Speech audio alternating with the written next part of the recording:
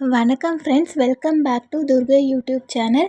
இன்றைக்கி நம்ம இந்த வீடியோவில் வெற்றிலை தீபம் எப்படி ஏற்றணும், எந்த கிழமையில் ஏற்றுறது ரொம்ப நல்ல பலனை கொடுக்கக்கூடியது அப்படின்னு பார்க்க போகிறோம்.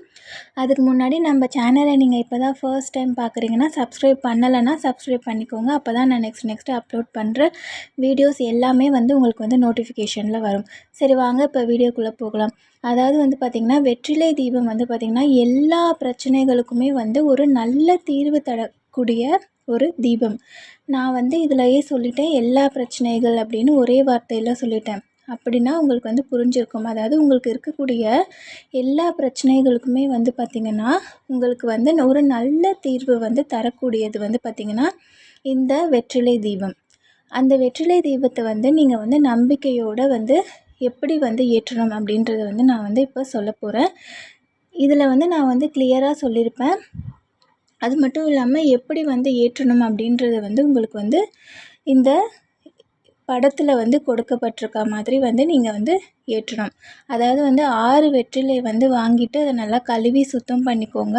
அதன் பிறகு பார்த்திங்கன்னா மஞ்சள் குங்குமம் வச்சுட்டு அதுக்கப்புறம் அகல் விளக்கு, அதாவது அகல் விளக்கு வச்சுட்டு அதில் நல்லெண்ணெய் இல்லைன்னா நீங்கள் பார்த்திங்கன்னா நெய் பயன்படுத்திக்கலாம். அப்புறம் உங்களுக்கு ஒரு கேள்வி வரும். அதாவது இந்த விளக்கு எவ்வளோ நேரம் இந்த விளக்கு ஏற்றணும் அப்படின்னு. இது தானாகவே மலை ஏறுற வரைக்கும் நீங்கள் வெயிட் பண்ணலாம்.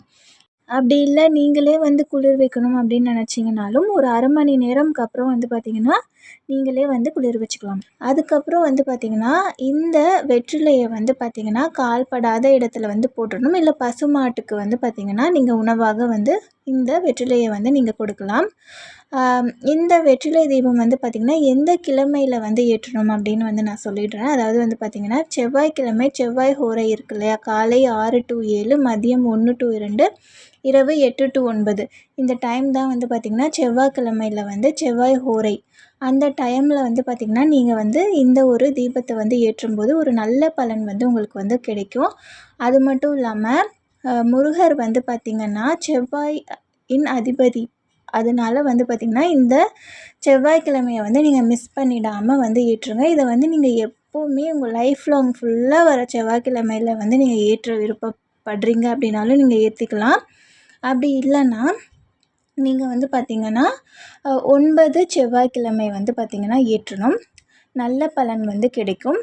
இது பார்த்திங்கன்னா நீங்கள் கண்டினியூஸாக ஏற்றும்போது நல்ல பலன் கிடைக்கும். இல்லை இதுக்கு இடையில் மாதவிடாய் காலங்கள் ஏற்பட்டுருச்சு அப்படின்னாலும் பிரச்சனை இல்லை. அந்த வாரங்களை தவிர்த்துட்டு அதுக்கப்புறத்துலேருந்து நீங்கள் கண்டினியூஸாக அதுக்கப்புறம் என்ன உங்களுக்கு என்ன வாரமோ அதை நீங்கள் கால்குலேட் பண்ணிக்கலாம். அதனால் எந்த ஒரு தவறுதலும் கிடையாது.